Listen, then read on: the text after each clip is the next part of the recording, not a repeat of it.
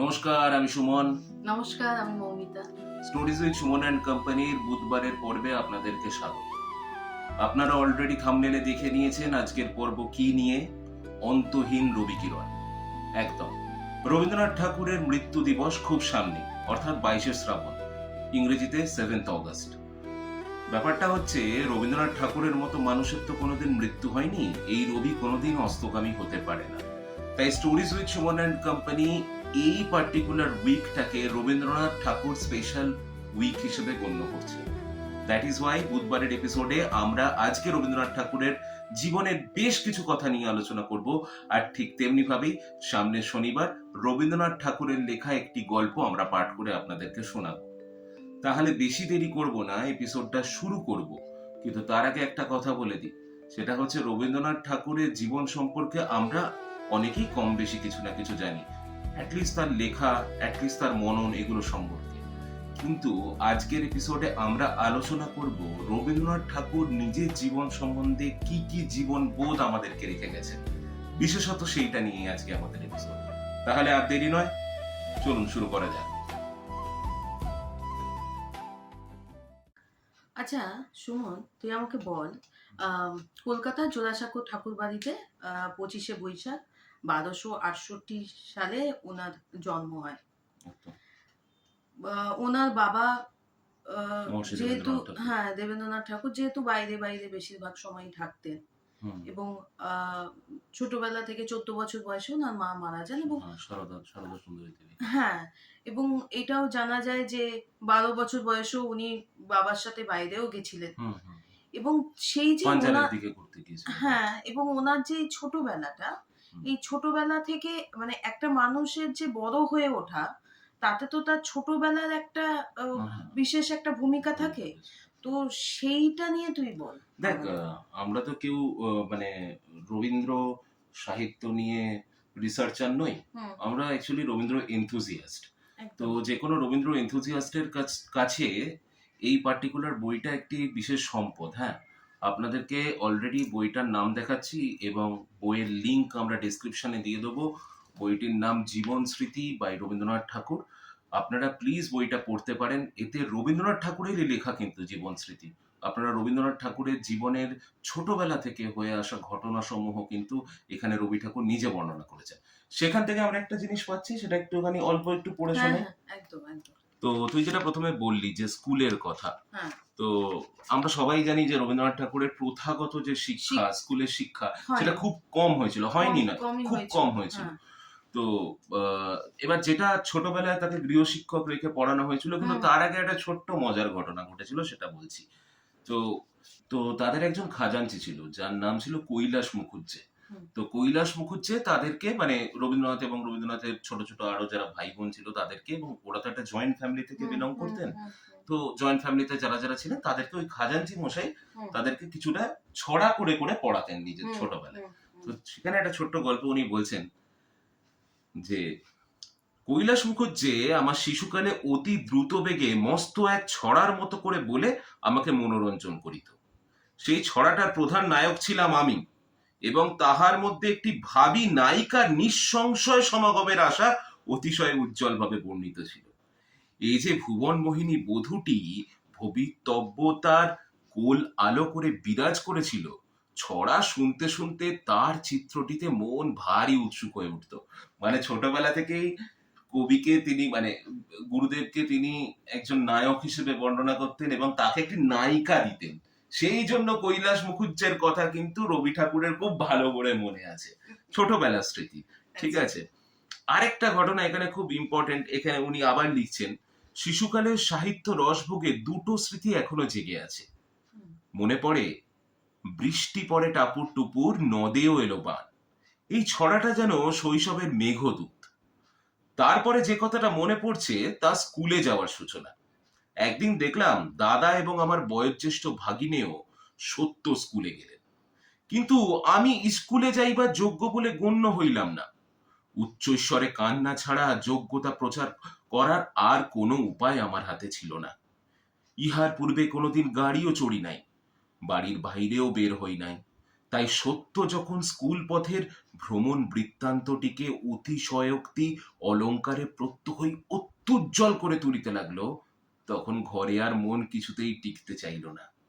যিনি আমাদের শিক্ষক ছিলেন তিনি আমার মোহ বিনাশ করবার জন্য প্রবল চপেটাঘাত সহ এই সার গর্ভ কথাটি বলিয়াছিলেন, এখন স্কুলে যাইবার জন্য কাঁদিতেছ, না যাইবার জন্য ইহার চেয়ে অনেক বেশি কাঁদিতে হইবে। সেই শিক্ষকের নাম ধাম আকৃতি প্রকৃতি কিছুই মনে নাই, কিন্তু সেই গুরুবাক্য গুরুতর চপেটাঘাত স্পষ্ট মনে জাগিতেছে। এত বড় অব্যর্থ ভবিষ্যৎবাণী জীবনে আর কোনোদিন কর্ণগোচর হয় নাই। কান্নার জোরে ওরিয়েন্টাল সেমিনারিতে অকালে ভর্তি হইলাম।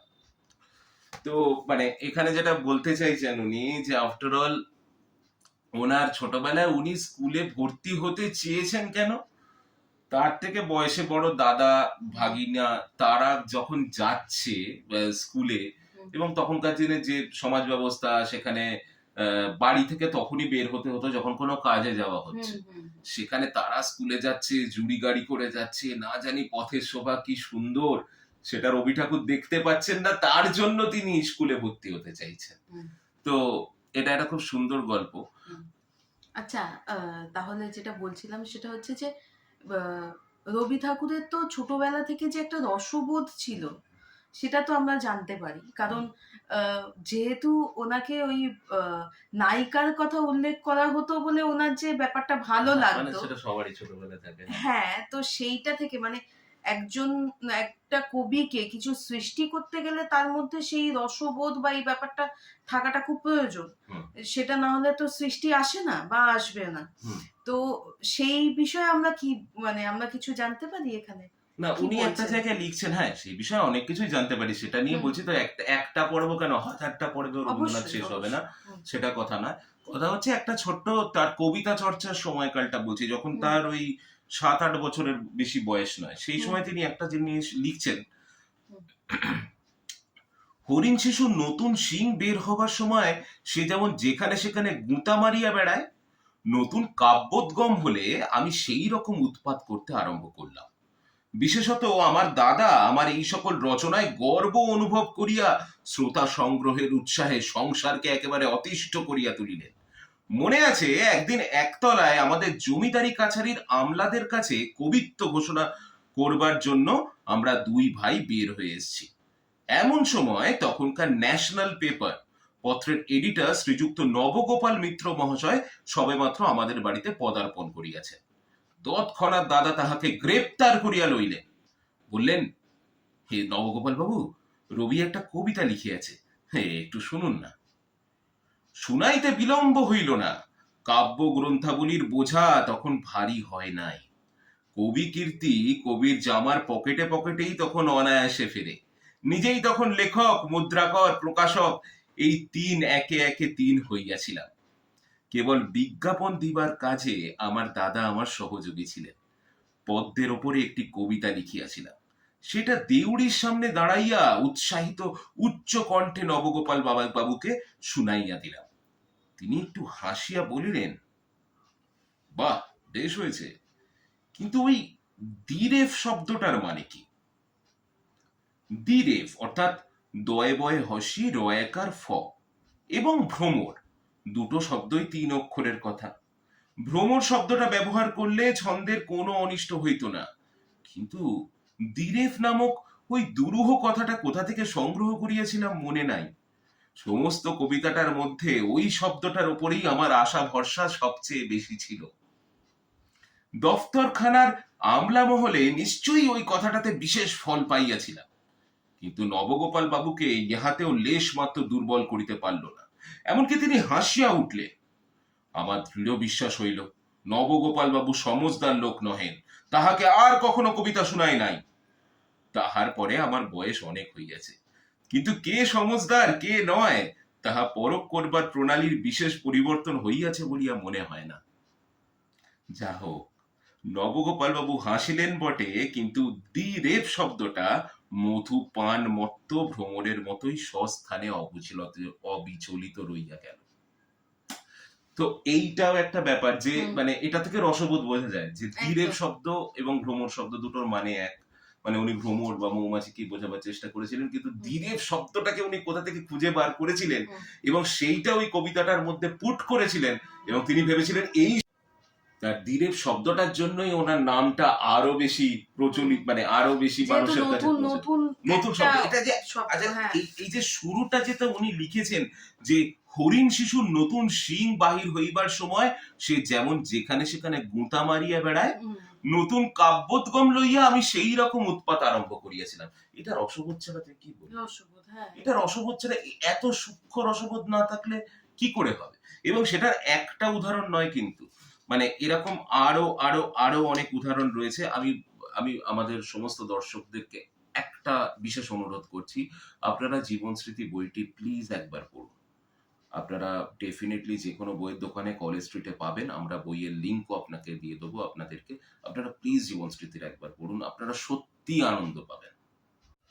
আচ্ছা, কবিতা নিয়ে যখন কথা হচ্ছে তখন তুই বল যে উনি কবিতা নিয়ে কি বলছেন। মানে কবিতা মানে কবিতা যখন লেখা আরম্ভ, হ্যাঁ, মানে উনি যখন রচনা করতে শুরু করেছেন বা করবেন তখন কি বলেন, মানে ওনারও তো একটা মানে একটা ধারণা ছিল বা কিছু। বেশ, এটা হচ্ছে এই পার্টিকুলার জীবন স্মৃতি বইটাতেই একটা পার্টিকুলার চ্যাপ্টার রয়েছে যার নাম কাব্য রচনা চর্চা।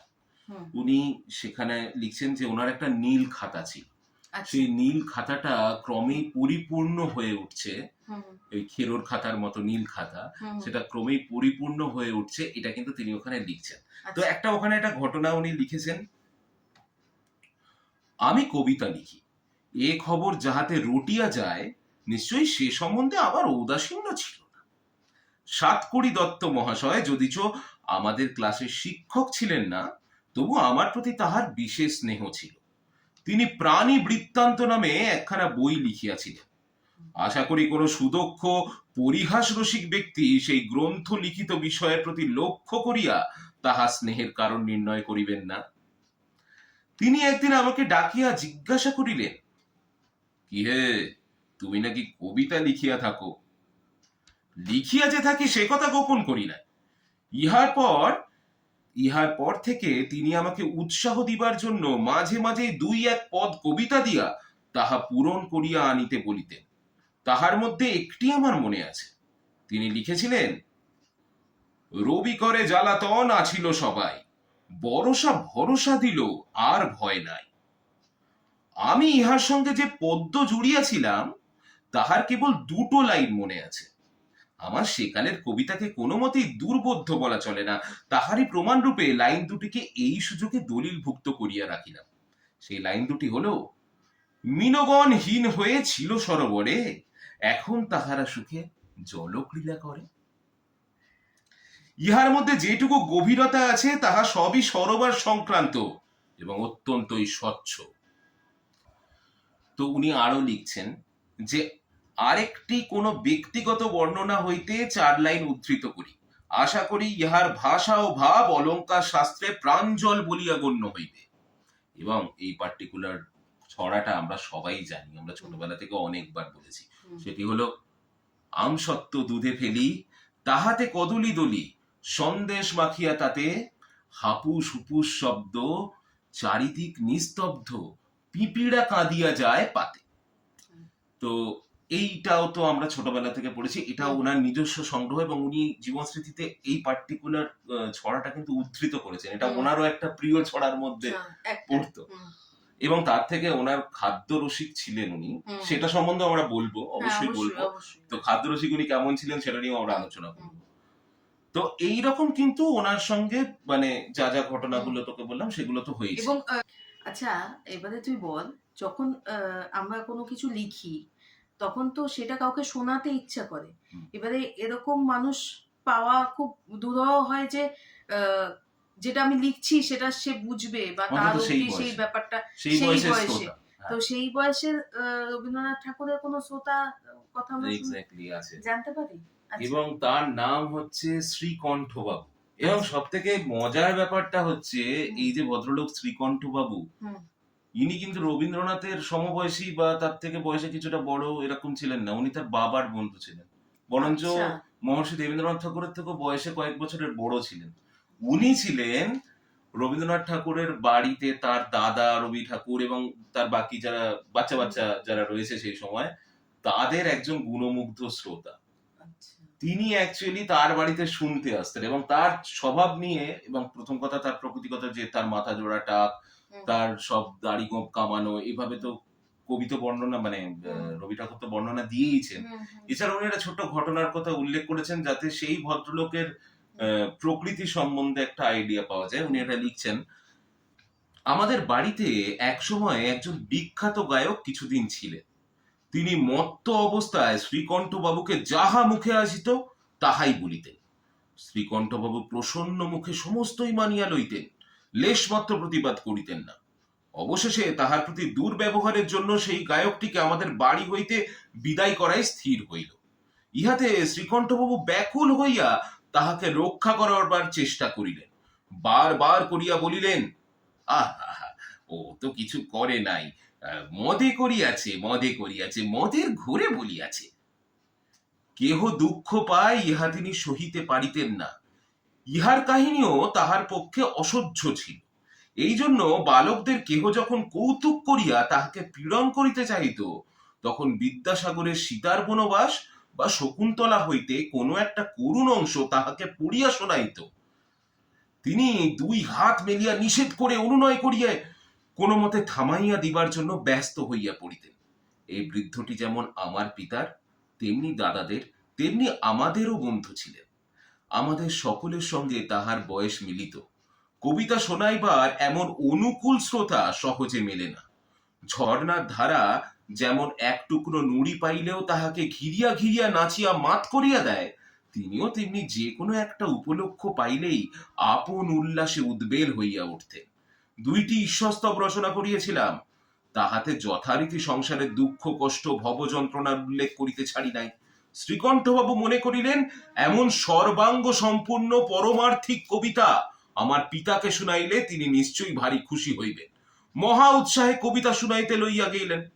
ভাগ্যক্রমে আমি স্বয়ং সেখানে উপস্থিত ছিলাম না, কিন্তু খবর পাইলাম যে সংসারের দুঃসহ দাবদাহ এত সকাল সকালই যে তাহার কনিষ্ঠ পুত্রকে পীড়া দিতে আরম্ভ করিয়াছে। পয়রা ছন্দে তাহার পরিচয় পাইয়া তিনি, আমার পিতা, খুব হাসিয়াছিলেন। বিষয়ের গাম্ভীর্যে তাহাকে কিছুমাত্র অভিভূত করতে পারি নাই। আমি নিশ্চয়ই বলতে পারি আমাদের সুপারিনটেন্ডেন্ট গোবিন্দবাবু হইলে সেই কবিতা দুটির আদর বুঝিতেন। এবং উনি আরো বলছেন, মানে গানের ক্ষেত্রেও, গান সম্বন্ধে আমি শ্রীকণ্ঠবাবুর প্রিয় শিষ্য ছিলাম।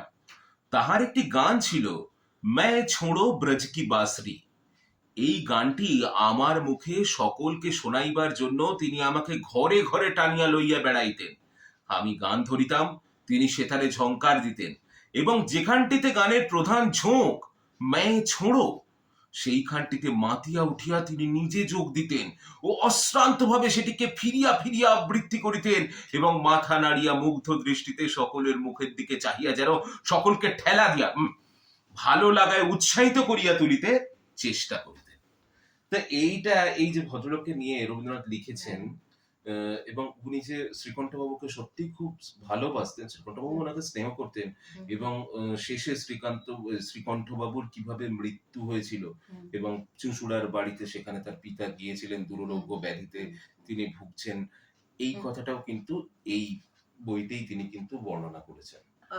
এবারে আমরা একটু আসবো একটা অন্য প্রসঙ্গে, সেটা হচ্ছে যে রবীন্দ্রনাথ ঠাকুর তার বাবাকে খুব কমই পেয়েছেন, কারণ ওনার বাবা বেশিরভাগ সময় বাইরে বাইরেই থাকতেন। এবং ছোটবেলাটা আমরা যেটা জানতে পারি যে যেহেতু ওনার মাও অসুস্থ ছিলেন এবং 14 বছর বয়সে মাকে উনি হারান, বাবাও বাইরেই থাকতেন, তো খুব ছোটবেলাটা ওই ভৃত্যদের মধ্যেই উনি কাটিয়েছেন। তো ওনার বাবাকে নিয়ে আমরা কিছু কি জানতে পারি? বাবার সম্বন্ধে উনি স্মৃতিচারণা করেছেন, অবশ্যই করেছেন।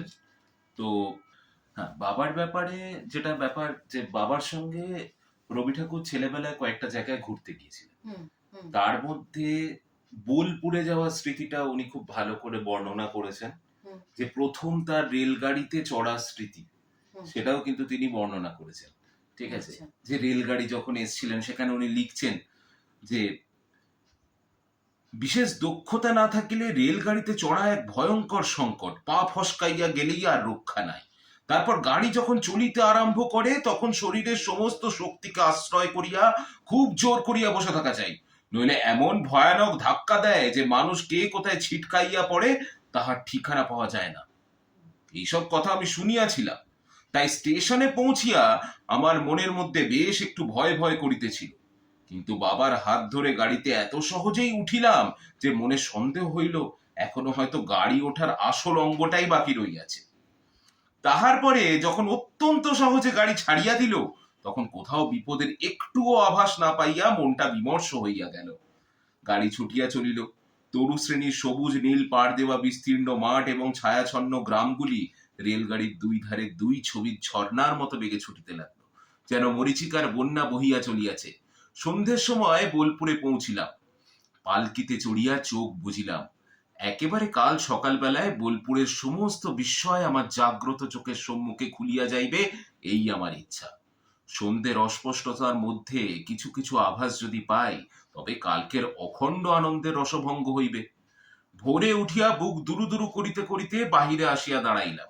আমার পূর্ববর্তী ভ্রমণকারী আমাকে বলিয়াছিল, পৃথিবীর অন্যান্য স্থানের সঙ্গে বোলপুরের একটা বিষয় প্রভেদ এই যে কুঠি বাড়ি হইতে রান্নাঘরে যাইবার পথে যদিও কোনো প্রকার আবরণ নাই, তবুও গায়ে রৌদ্র বৃষ্টি কিছুই লাগে না। এই অদ্ভুত রাস্তাটা আমি তৎক্ষণাৎ খুঁজিতে বাহির হইলাম। পাঠকেরা শুনিয়া আশ্চর্য হইবেন না যে আজ পর্যন্ত তাহা খুঁজিয়া পাই নাই।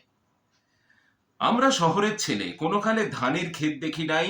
রাখাল বালকের কথা বইয়ে পড়িয়া তাহাদিগকে খুব মনোহর করিয়া কল্পনার পটে আঁকিয়াছিলাম। সত্যর কাছে শুনিয়াছিলাম বোলপুরের মাঠে চারদিকে ধান ফলিয়া আছে। সেখানে রাখাল বালকের সঙ্গে খেলা প্রতিদিনের নিত্য নৈমিত্তিক ঘটনা। ধান ক্ষেত হইতে চাল সংগ্রহ করিয়া ভাত রাঁধিয়া রাখালদের সঙ্গে একত্রে বসিয়া খাওয়া এই খেলার একটি প্রধান অঙ্গ। এইগুলো তো উনি লিখেছেন। এছাড়া উনি যেটা লিখেছেন বাবাকে নিয়ে, যে বাবার সঙ্গে ওনার যখন উনি অমৃতসরের গুরুদ্বারা দেখতে গিয়েছিলেন, তো অমৃতসরের গুরুদ্বারাটা উনি যেহেতু বাবার সঙ্গে ডালহৌসিতে গিয়ে বেশ কয়েক মাস ছিলেন, এবার অমৃতসরের গুরুদ্বারাতে যখন উনি গিয়েছিলেন তখন অমৃতসরের ওই গুরুদ্বারা ওনার খুব মানসপটে আঁকা ছিল ছোটবেলায়, মানে তখন তার 11 বছর বয়স। 11 বছর বয়সে তিনি অমৃতসরের গুরুদ্বারা দেখতে গিয়ে সেটা মানসপটে আঁকেছিল। সেই জন্যই যখন জালিয়ানওয়ালাবাগ হত্যাকাণ্ড হয়েছিল তখন রবীন্দ্রনাথ ঠাকুরের মনে কিন্তু সেটা একটা বিকট প্রভাব বিস্তার করেছিল, বিশাল প্রভাব বিস্তার করেছিল। কারণ উনি সেই জায়গাটা, সেই জায়গার কালচার সম্বন্ধে কিন্তু অনেকটাই অবহিত ছিলেন। ছেলেবেলায় বাবার সঙ্গে গিয়েই উনি জায়গাটি প্রেমে পড়ে গিয়েছেন আফটার অল। তো যাই হোক, সেটাও একটা ব্যাপার। তবে একটা জিনিস উনি এটা খুব সুন্দর এখানে বর্ণনা করেছেন। ওই যে আমরা বললাম যে এর আগে শ্রীকণ্ঠ বাবু ওনার দুটো কবিতা তার বাবার কাছে শোনাতে গিয়েছিল এবং দেবেন্দ্রনাথ ঠাকুর, মহর্ষি দেবেন্দ্রনাথ ঠাকুর সেই কবিতা দুটি শুনে খুব হেসেছিলেন। তো সেখানে উনি একটা জায়গায় লিখছেন, পূর্বেই বলিয়াছি একদিন আমার রচিত দুইটি পরমার্থিক কবিতা শ্রীকণ্ঠ বাবুর নিকট শুনিয়া পিতৃদেব হাসিয়াছিলেন। তাহার পরে বড় বয়সে আরেকদিন আমি তাহার শোধ লইতে পারিয়াছিলাম। সেই কথাটা এখানে উল্লেখ করিতে ইচ্ছা করি। একবার মাঘোৎসবে সকালে ও বিকেলে আমি অনেকগুলি গান তৈরি করিয়াছিলাম। তাহার মধ্যে একটি গান, নয়ন তোমারে পায় না দেখিতে রয়েছ নয়নে নয়নে। পিতা তখন চুঁচুড়ায় ছিলেন। সেখানে আমার এবং জ্যোতি দাদার ডাক পড়িল। হারমোনিয়ামে জ্যোতি দাদাকে বসাইয়া আমাকে তিনি নতুন গান সবকটি একে একে গাহিতে বলিলেন। কোন কোন গান দুবারও গাহিতে হইল। গাওয়া যখন শেষ হইল তখন বাবা বলিলেন, দেশের রাজা যদি দেশের ভাষা জানিত ও সাহিত্যের আদর বুঝিত তবে কবিকে তো তাহারা পুরস্কার দিত। রাজার দিক থেকে যখন সেরকম কোনো সম্ভাবনা নাই তখন আমাকেই সে কাজ করিতে হইবে। এই বলিয়া তিনি একখানি 500 টাকার চেক আমার হাতে দিলেন। তো এটা হচ্ছে, এটা রবি ঠাকুর বলছেন যে আমার কবিতা শুনে উনি হেসেছিলেন, আমি তার যোগ্য জবাব দিয়েছিলাম। তো এখান থেকেও মানে এটাও কিন্তু খুব সুন্দর ব্যাপার যে বাবা আর ছেলের মধ্যে সম্পর্কটা, যদিও সেই যুগে বাবা ছেলের মধ্যে একটা দূরত্ব তো সবসময় থাকতো, কিন্তু এটাও আমরা বুঝতে পারি যে মানে ছেলের কাজের যে ইন্সপিরেশন, একদম একদম, হ্যাঁ অবশ্যই।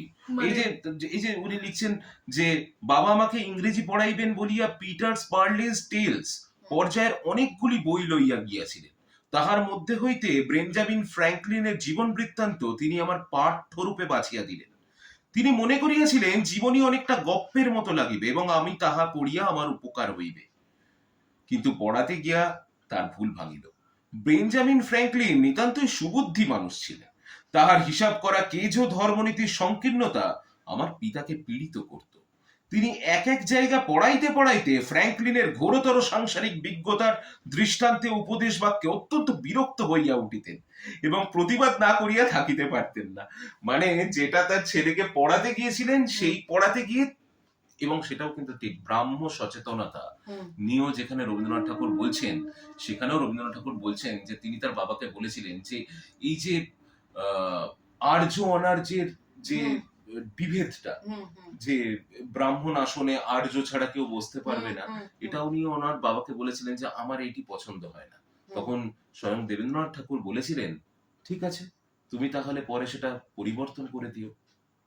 তো এই যে সমাজ সংস্কারমূলক বা সমাজ সচেতনমূলক যে ব্যাপারটা, সেটাও কিন্তু বাবার মাধ্যমেই তিনি পেয়েছিলেন। এবং আরো একটা খুব সুন্দর ইনসিডেন্ট আছে, তার 11 বছর বয়সে তিনি বাবার সঙ্গে রেলে ভ্রমণ করছেন, হঠাৎ করে টিকিট পরীক্ষা মানে তৎকালীন টিটি এসে 2 থেকে 3 বার তাদের আশেপাশে ঘোরাফেরা করেছে, আর একবার করে জিজ্ঞাসা করেছে আচ্ছা আপনার ছেলের বয়স কি 12 বছর নয়? তিনি বলেছেন না। এবার তারা কিছু বলতে পারেনি, কিন্তু স্টেশন মাস্টারকে ডেকে নিয়ে এসছে। স্টেশন মাস্টার এসে একদম ডিরেক্টলি চার্জ করেছে মহর্ষি দেবেন্দ্রনাথ ঠাকুরকে যে আমার মনে হচ্ছে আপনার ছেলের বয়স 12-র বেশি, তো আপনাকে পুরো টাকা দিতে হবে। তো দেবেন্দ্রনাথ ঠাকুর এতটাই অপমানিত হয়েছিলেন যে তিনি একটা নোট ধরিয়ে দিয়েছিলেন, তৎকালীন যা ফাইন আর কি, ফাইনের জন্য একটা নোট ধরিয়ে দিয়েছিলেন। পরে যখন খুচরো পয়সাটা ফাইন থেকে ফেরত দিচ্ছিল, তখন মহর্ষি দেবেন্দ্রনাথ ঠাকুর সেটাও গ্রহণ করেনি, সেটা ছুঁড়ে ফেলে দিয়েছিলেন প্ল্যাটফর্মের উপরে।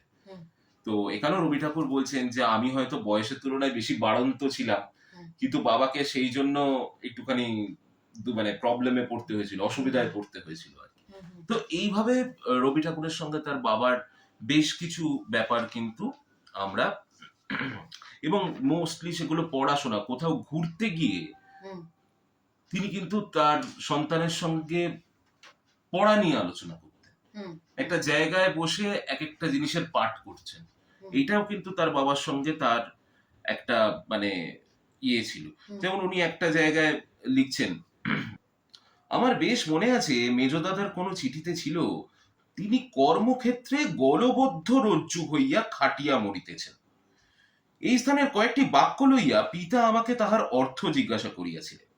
আমি যেরূপ অর্থ করিয়াছিলাম তাহা তার মনোনীত হয় নাই, তিনি অন্য অর্থ করলেন, কিন্তু আমার এমন ধৃষ্টতা ছিল যে সে অর্থ আমি স্বীকার করিতে চাহিলাম না। তাহা লইয়া অনেকক্ষণ তাহার সঙ্গে তর্ক করিয়াছিলাম। আর কেহ হইলে নিশ্চয়ই আমাকে ধমক দিয়া নিরস্ত করিয়া দিতেন, কিন্তু তিনি ধৈর্যের সাথে আমার সমস্ত প্রতিবাদ সহ্য করিয়া আমাকে বুঝাইবার চেষ্টা করিয়াছিলেন। তিনি আমার সঙ্গে অনেক কৌতুকের গল্প করতেন, তাহার কাছ হইতে সেকালের বড় মানুষের অনেক কথা শুনতাম।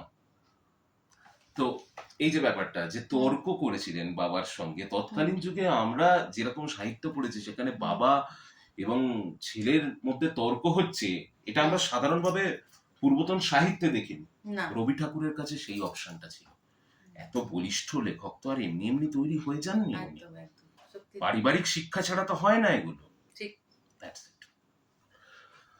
এটা তো বাবার কথা গেল, তবে রবীন্দ্রনাথ ঠাকুরের জীবনে তার দাদাদের অবদানও কিন্তু অনস্বীকার্য ছিল। তুই মানে দেখবি তো ওনার লেখাতে বা জীবন স্মৃতিতেও আমরা দেখতে পাচ্ছি বিভিন্ন জায়গায় উনি ওনার দাদা, মেজ দাদা, জ্যোতি দাদা, এদের কথা বহুবার আলোচনা করছেন। ওনার কথাবার্তার মধ্যে বারবার তার দাদারা ঘুরে ফিরে আসছেন।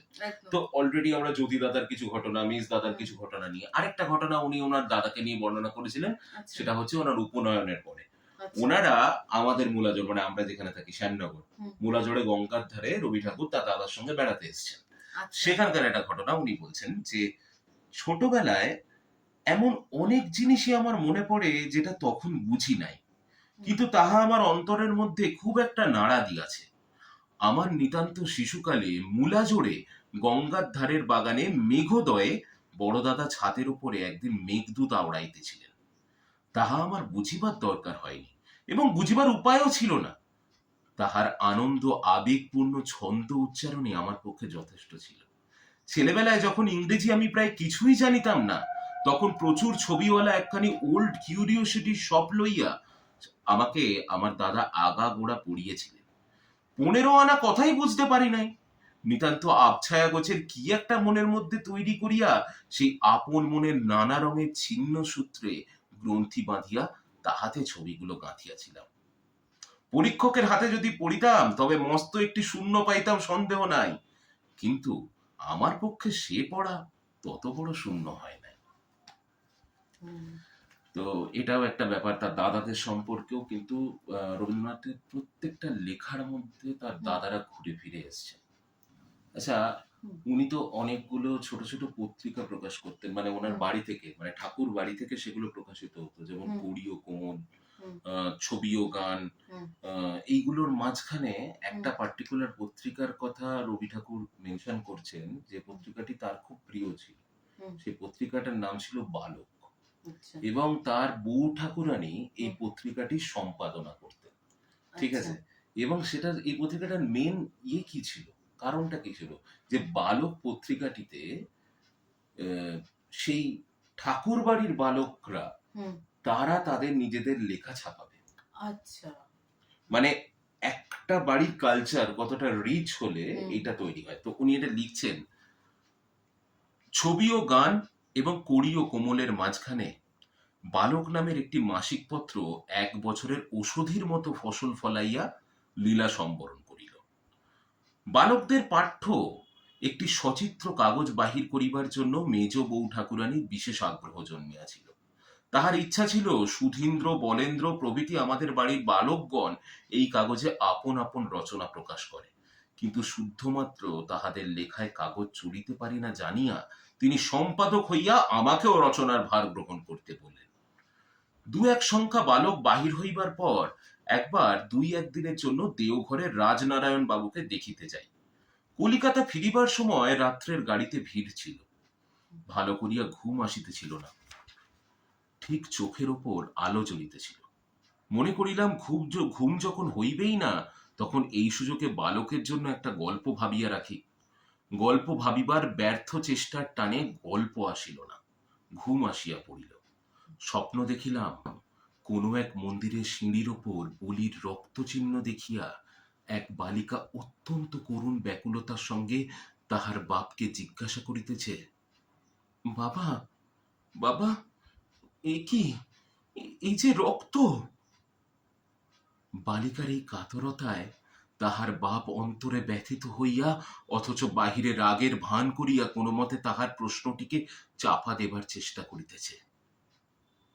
ঘুম থেকে জাগিয়া উঠিয়াই আমার মনে হলো এটি আমার স্বপ্নলব্ধ গল্প। এমন স্বপ্নে পাওয়া গল্প এবং অন্য লেখা আমার আরও আছে। এই স্বপ্নটির সঙ্গে ত্রিপুরার রাজা গোবিন্দ মাণিক্যের পুরাবৃত্ত মিশাইয়া রাজর্ষি গল্প মাসে মাসে লিখিতে লিখিতে বালকে বাহির করিতে লাগিলাম। রাজর্ষি, রবীন্দ্রনাথ ঠাকুরের লেখা রাজর্ষির কথা এখানে বলা হচ্ছে। রবি ঠাকুরের অসংখ্য লেখা বড় গল্প এবং উপন্যাসের মধ্যে আমার সব থেকে পছন্দের উপন্যাসের নাম রাজর্ষি। আপনারা প্লিজ রাজর্ষি পড়ে দেখবেন। এবং এই যে তাতা, যাই হোক, আমি গল্পটা রিভিল করব না, আপনারা প্লিজ রাজর্ষি পড়বেন, কিন্তু এটা আমার রিকোয়েস্ট যে রাজর্ষি একবার পড়বেন। তো এটা বালকে প্রকাশিত হতো এই রাজর্ষি গল্পটা। আর এই সময় রবি ঠাকুরের সঙ্গে শ্রীশচন্দ্র মজুমদারের একটা বন্ধুত্বপূর্ণ সম্পর্ক তৈরি হয়। তারা একসাথে সাহিত্য চর্চা করতেন, গল্প করতেন, সাহিত্য নিয়ে, সাহিত্য কীর্তি নিয়ে আলোচনা করতেন। এবং এই শ্রীশচন্দ্র মজুমদারের সূত্র ধরে রবি ঠাকুরের সঙ্গে একটা আলাপ হয় আমাদের বঙ্কিমবাবু, বঙ্কিমচন্দ্র চট্টোপাধ্যায়। আচ্ছা, এই বঙ্কিমবাবু তো প্রথমত তিনি অনেকটা সিনিয়র ছিলেন রবি ঠাকুরের তুলনায়। এবার বঙ্কিমবাবু নিয়ে আমাদের একটা এপিসোড আছে, বন্দে বঙ্কিম, আপনারা চাইলে বন্দে বঙ্কিম চেক আউট করতে পারেন। তো এবারে বঙ্কিমচন্দ্রের সঙ্গে একটা জায়গায় বিভিন্ন চিঠিপত্র থেকে আমরা জানতে পারি বঙ্কিমবাবুর সঙ্গে কিন্তু রবি ঠাকুরের একটা বিরোধ তৈরি হয়েছিল। আচ্ছা। কারণ বঙ্কিমবাবু ছিলেন হার্ডকোর ন্যাশনালিস্ট, রবি ঠাকুর ছিলেন রেশনালিস্ট। কিন্তু কিন্তু রবি ঠাকুর একটা জায়গায় এখানে লিখছেন, এটা আপনাদেরকে অবশ্যই পড়ে শোনাতে চাই। কারণ দেখুন, আজকের যুগে না ইতিহাসকে প্রচন্ডভাবে বিকৃত করা হচ্ছে। তো এই বিকৃত ইতিহাস প্লিজ আপনারা শুনবেন না। ইতিহাস কেউ বললে ইতিহাসটাকে যাচাই করার চেষ্টা করবেন। তো এবার আমরা ফিরে যাই। যাই হোক, কাকে ঠুকলাম, তুই এক্ষুনি বলবি অনেকে ঠুকছি না রে, যেটা সত্যি সেটা বলছি। যাই হোক, যেটা বলছি যে উনি একটা জায়গায় লিখেছেন, কলকাতায় শশধর তর্ক চূড়ামণি মহাশয়ের অভ্যুদয় ঘটে। বঙ্কিমবাবুর মুখেই তাহার কথা প্রথম শুনিলাম। আমার মনে হইতেছে প্রথমটা বঙ্কিমবাবুই সর্বসাধারণের কাছে তাহার পরিচয় সূত্রপাত করিয়া দেন। সেই সময় হঠাৎ হিন্দু ধর্ম পাশ্চাত্য বিজ্ঞানের সাক্ষ্য দিয়া আপনার কৌলিন্য প্রমাণ করিবার যে অদ্ভুত চেষ্টা করিয়াছিল, তাহা দেখিতে দেখিতে চারদিকে ছড়াইয়া পড়িল। ইতিপূর্বে দীর্ঘকাল ধরিয়া থিওসফি আমাদের দেশে আন্দোলনের ভূমিকা প্রস্তুত করিয়া রাখিয়াছিল, কিন্তু বঙ্কিমবাবু যে ইহার সঙ্গে সম্পূর্ণ যোগ দিতে পারিয়াছিলেন তাহা নহে।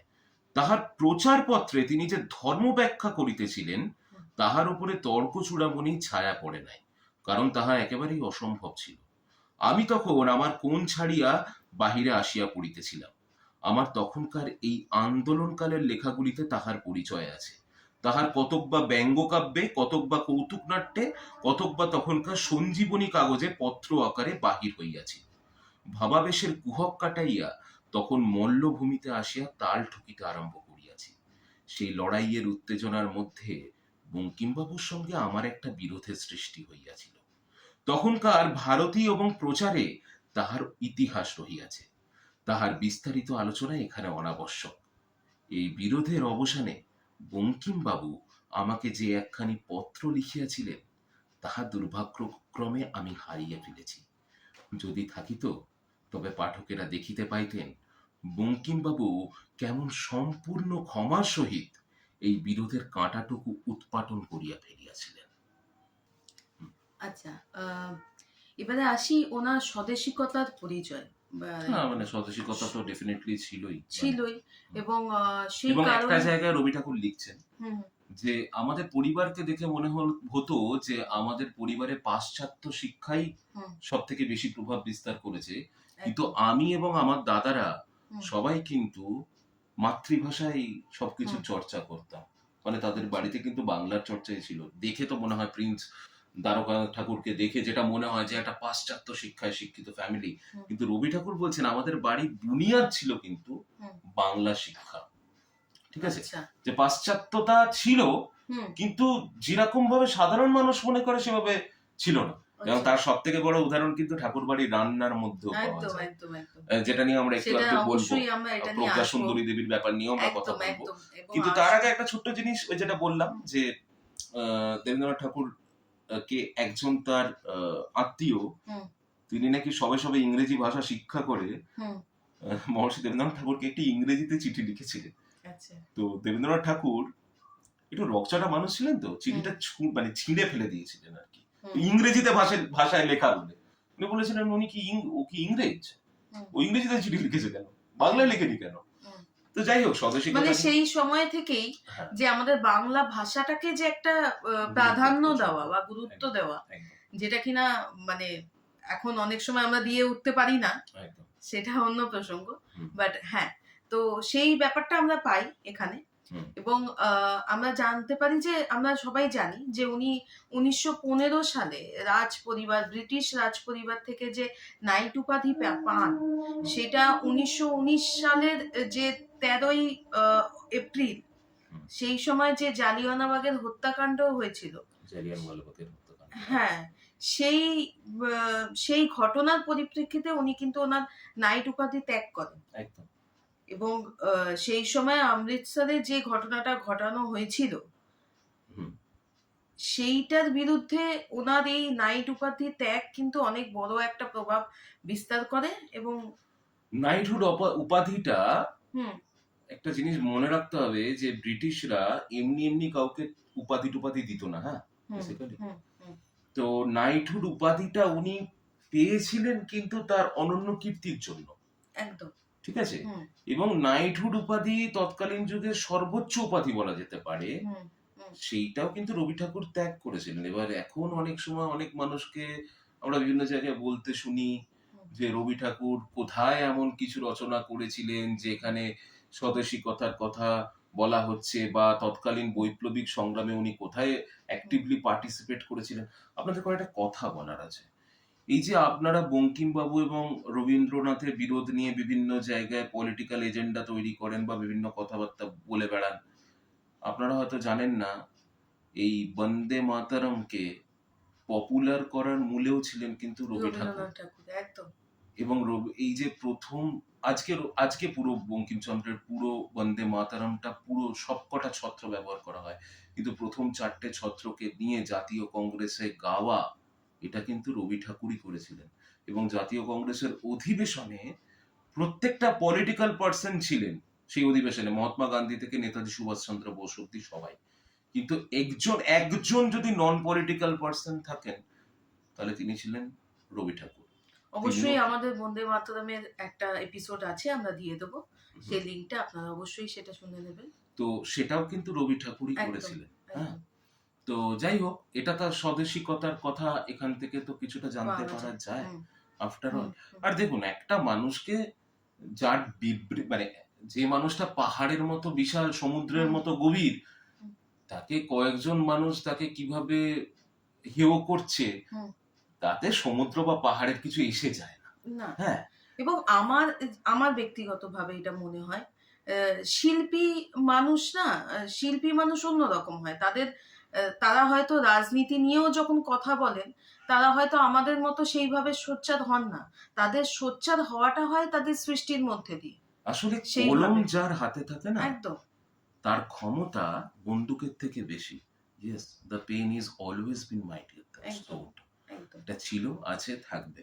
তাই রবি ঠাকুরের যে জীবনবোধ, আপনাদেরকে আবার বলছি, এই বইটির লিংক আমরা ডেফিনেটলি দিয়ে দেবো, বইটির লিংক আমরা পাঠিয়ে দেবো। আপনারা প্লিজ বইটি পড়বেন কিনে, আপনারা সত্যি অনেক কিছু জানতে পারবেন, এটুকু আমরা বলতে পারি।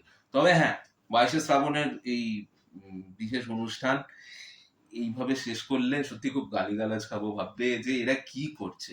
তো আমরা খুব সুন্দর কয়েকটা ঘটনা দিয়ে আমরা শেষ করবো। যে ওই আমসত্ব দুধে ফেলি তাহাতে কদলি দলি, সন্দেশ মাখিয়া তাতে হাপুস হুপুস শব্দ, চারিদিক নিস্তব্ধ, পিঁপিড়া কাঁদিয়া যায় পাতে।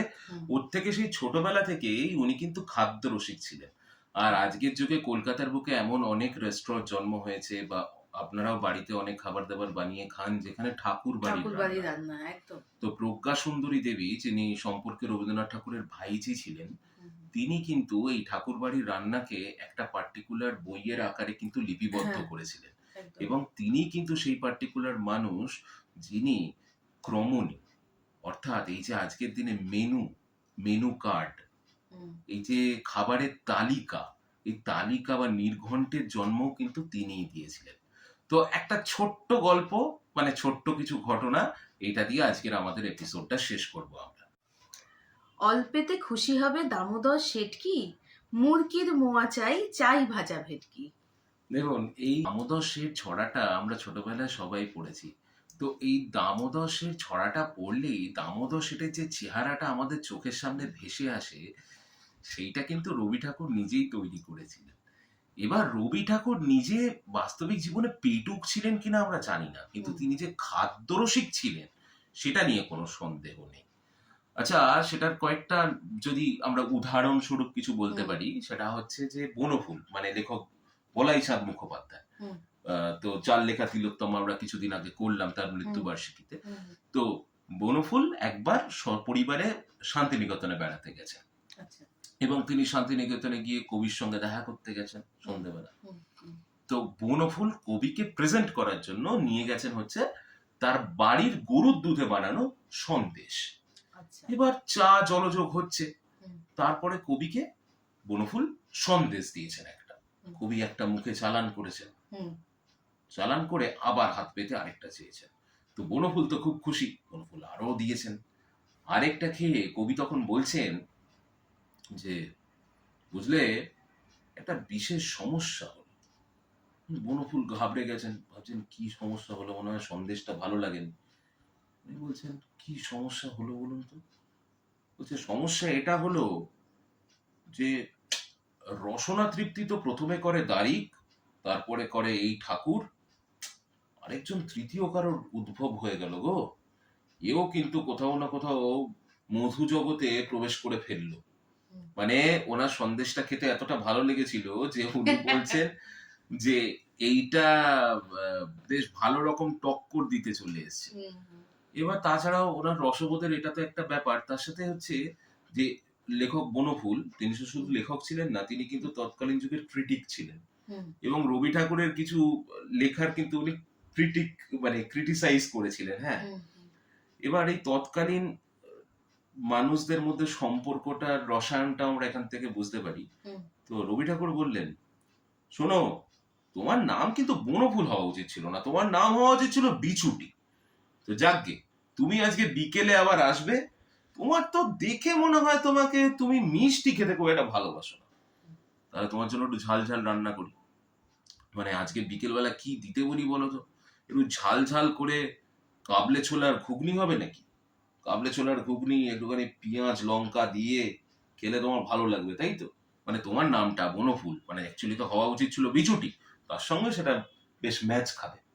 তো এটা ছিল তার রসবোধ। এছাড়াও রবি ঠাকুর এবং তার স্ত্রী অ্যাকচুয়ালি তার জন্য কি না বানিয়েছেন, মান কচু দিয়ে জিলিপিও বানিয়েছেন। হ্যাঁ, এবং সেটাকে রবি ঠাকুরের দুর্দান্ত লেগেছে। তিনি বলেছিলেন, কি বউ তুমি এইটাও উতরে দিলে, মান কচু দিয়েও জিলিপি হয়ে গেল। তো এরকম ঠাকুর বাড়ির অজস্র রান্না কিন্তু আমরা পাই, এবং তার থেকে বোঝা যায় যে সেই বংশটা বেশ খাইয়ে বংশ ছিল।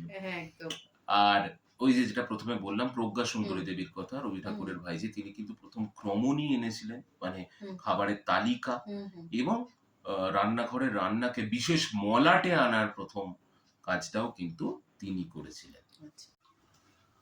আর তাছাড়াও প্রজ্ঞা সুন্দরী দেবী আরেকটা অসাধারণ কাজ করেছিলেন, ওনার যারা প্রিয় মানুষ ছিলেন তাদের নামে উনি পদগুলোর নাম দিতেন। যেমন প্রিন্স দ্বারকানাথ ঠাকুরের নামে উনি একটা পোলাওয়ের নাম দিয়েছিলেন, যে দ্বারকানাথ ফিরনি পোলাও। ঠিক আছে, এইরকম উনি নাম দিতেন। এবং রবীন্দ্রনাথ ঠাকুরের 50 বছরের জন্মদিনে একটা স্পেশাল মিষ্টি তৈরি হবে। ঠিক আছে, এবার সেই মিষ্টিটা একটু স্পেশাল মিষ্টি, মানে যে মিষ্টি পাওয়া যায় না কোথাও। তো সেই মিষ্টির ইনগ্রেডিয়েন্টস কি ছিল, মানে কেউ ভাবতে পারবে? সেই মিষ্টিটা তৈরি হয়েছিল মেইনলি ফুলকপি দিয়ে। ফুলকপি, খোয়া ক্ষীর, বাদাম, কিশমিশ, জাফরান, সোনা ও রূপোর তবক দিয়ে এক রকমের বরফি তৈরি হলো, যার নাম হচ্ছে কবি সম্বর্ধনা বরফি। সেই বরফি দিয়ে রবি ঠাকুরের 50তম জন্মদিন পালন করা হয়। ঠিক আছে, আর আরেকটা ছোট্ট জিনিসের কথা এখানে বলতে হবে, যে কবি কিন্তু মানে রবি ঠাকুর কিন্তু যদি কোনো জিনিস ভালো লাগতো খেতে, তিনি কিন্তু তা নিয়ে 2 লাইন লিখতেন।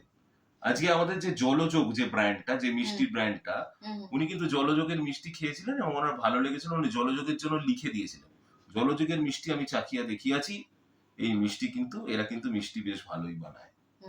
এছাড়া বোনভিটা উনি ছোটবেলায় ছোটবেলায় না, মানে বয়সকালেই উনি বোনভিটা খেয়েছিলেন। তিনি লিখেছিলেন, বোনভিটা খাইয়া উপকার পাইয়াছি। অতএব এই ক্যাচ লাইন লেখার ব্যাপারেও কিন্তু রবি ঠাকুরের মুন্সিয়ানা ছিল। হ্যাঁ, আর একটা ছোট্ট লাস্ট ঘটনা যেটা নিয়ে আমরা আলোচনা করব, যে সেটা হচ্ছে মংপুতে মৈত্রেয়ী দেবীর কাছে কবি আবদার করলেন যে মারমালেট দিয়ে তিনি ছাতু মেখে তিনি সবাইকে খাওয়াবেন। ঠিক আছে, এবার সকলে আঁতকে উঠলেন, কিন্তু রবি ঠাকুরের তো এক গুণ, তিনি বললেন, আরাও ছাতু, এক সময়ে ভালো ছাতু মাখিয়ে বলে আমার নাম ছিল, মেজদার টেবিলে আমি মারমালেট দিয়ে ছাতু মাখতুম। অতএব খোঁজ হলো ছাতুর, কিন্তু জবের ছাতু মিলল না। শেষে মিলল কি মুড়ির ছাপ। তো রবিবাবু কি বললেন, বেশ বেশ তাতেই হবে, ওসব মুড়ি কি জব কি ছোলা কোনো ব্যাপার নয়, ছাতু হলেই হবে, এবার বাকিটা তো আমার হাতের কামাল। তো তারপরে মারমালেড, গোল্ডেন সিরাপ, আদার রস, দুধ, কলা, মাখন দিয়ে প্রায় আধ ঘন্টা ধরে তিনি ছাতু মাখতে শুরু করলেন। তো সন্ধেবেলা ছাতু মাখা শেষ হলো, এবারে তো খাবার পালা। কবি নিজেই সবাইকে প্লেটে ছাতু মাখা বেড়ে বেড়ে দিলেন ওখানে। তা মুখে তুলে সবাই বুঝলো যে স্বাদটা মোটেই হয়নি আর কি, মানে উপাদেয় হয়নি। তো কবি মৈত্রী দেবীকে জিজ্ঞাসা করলেন, কিরকম? তো মৈত্রী দেবী হেসে বললেন, চমৎকার, এ তো রোজ খাওয়া যায়। কিন্তু এ হাসির অর্থ বুঝবেন না সেরকম তো রবি ঠাকুর তো সেই তিনি রবি ঠাকুর, হ্যাঁ, হাসি কে কোন ভাবে হাসছে উনি তো বুঝতে পারছেন। উনি তখন বললেন, শোনো গো, এসব সব তোমাদের ছাতুর দোষ। হ্যাঁ, এটা আমার দোষ হতে পারে না, এসব ছাতুর দোষ, ঠিক আছে? তো যাই হোক, তিনি তো রবি ঠাকুর, তো তার মাখা ছাতুর ভোগ দেবভোগ, ওটা প্রসাদ। তো এইটা বলে আমরা আজকে স্টোরিজ উইথ সুমন অ্যান্ড কোম্পানির এই বিশেষ এপিসোড রবি ঠাকুরকে নিয়ে, অন্তহীন রবি কিরণ, আমরা এখানেই শেষ করছি। রবি ঠাকুরকে নিয়ে এপিসোড করলে সেই এপিসোডের কোনোদিন কোনো সময় জ্ঞান থাকা উচিত নয়। 1000টা এপিসোড করলেও রবি ঠাকুরকে নিয়ে বলা শেষ হবে না। আপনারা রবি ঠাকুরের বই বইমেলা থেকে কিনে খালি বইয়ের তাকে সাজিয়ে রাখবেন, একটু পড়বেন।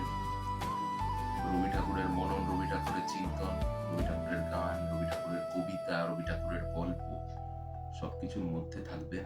জীবনে যখনই কোনো কঠিন সিচুয়েশন দিয়ে যাবেন, রবি ঠাকুরকে আশ্রয় করবেন, কারণ ওই মানুষটার এত বড় রসবোধের মধ্যেও সব থেকে কঠিনতম দিনের মধ্যে দিয়ে উনি গিয়েছিলেন। আমরা সেই সব দিনগুলোর কথা আজকে আলোচনাই করলাম না, পরে যদি কখনো কোনো এপিসোড হয় অবশ্যই আমরা সেটা নিয়ে আলোচনা করব। With this note, stories with Suman and company থেকে আমি সুমন, আমি মমিতা, আমরা আজকের এপিসোড থেকে বিদায় নিচ্ছি। শনিবার আমরা আসছি রবি ঠাকুরের লেখা একটি ছোট গল্প, বলে দেবো নামটা? হ্যাঁ, আচ্ছা, সেদিনকেই নয় শুনবে। ঠিক আছে, তাহলে আমরা শনিবার আসছি ঠিক রাত 8টায় রবি ঠাকুরের লেখা একটি ছোট গল্প। টিল দেন সবাই ভালো থাকবেন, সুস্থ থাকবেন, রবি ঠাকুরের সাথে থাকবেন।